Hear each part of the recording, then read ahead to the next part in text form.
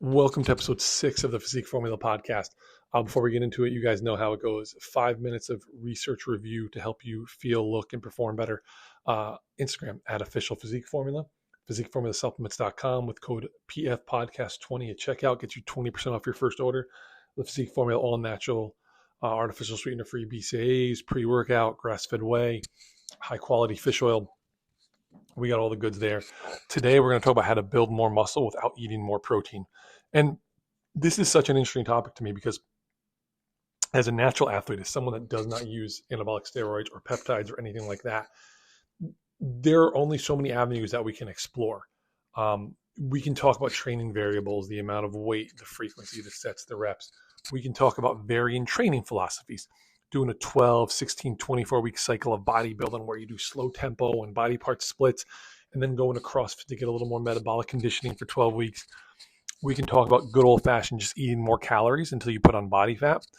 We can talk about improving our hormone health via our recovery, via our sleep, lifestyle patterns, or supplements. Or we can talk about increasing muscle protein synthesis. And no one ever really talks about that.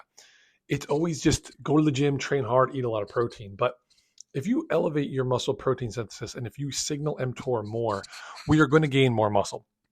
And there's ways to do it without just eating more protein. So the first one is really interesting for me. It's a combination of creatine, carnitine, and leucine post-workout. So carnitine is traditionally viewed as a fat loss supplement. It doesn't really have a ton of benefits for fat loss, but it may also play a role in increasing androgen receptor activity, which is really good for testosterone boosting and hormone optimization. One study gave subjects L-carnitine, leucine, and creatine and found that with no exercise, none at all, the subjects gained muscle.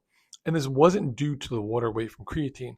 Actually, they found an 81% increase of mTOR with just that combination with no exercise. So if you think about mTOR for a second, you view mTOR as the main switch for turning on muscle growth, but you don't want mTOR activated 24/7. We want short-term spikes at specific times for maximal muscle growth. And the researchers conclude that mTOR activated the AKT pathway. If you trigger AKT, less muscle gets broken down. So when your body normally digests protein, it needs to be broken down and placed for various activities. We also know that leucine is the main trigger for mTOR. Creatine, we know, draws water into the muscle cell and opens it up for more nutrients because our body has these osmotic trigger sensors that activate when a muscle cell expands.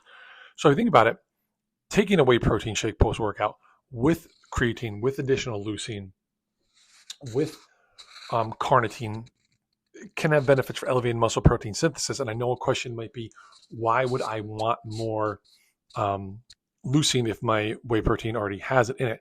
There's additional studies that look at whey adding to the leucine essentially increases the bioavailability of leucine.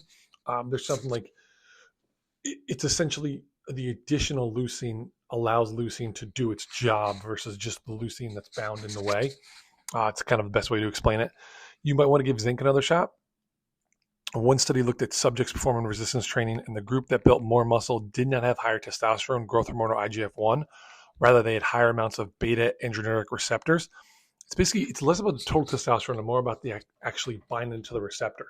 I'm not talking about flooding your system, but we see that zinc increases the activity of the beta adrenergic receptors, or testosterone can do more. Urolithic acid. So this is found in the peels of apples. Studies show that urolithic acid supplementation increases P70SK6, which is basically a usable form of mTOR. mTOR gets turned on and then signals P70SK6. This naturally occurs after workout, but with urolithic acid supplementation, extended muscle protein synthesis up to 6 hours. So that's actually pretty cool. It extends the post-workout window where your muscles can take in protein. Now, none of this matters if you're not relaxing, if you're not sleeping, if you're not training hard and eating high quality meats, but this is definitely a way to elevate muscle protein synthesis without eating more.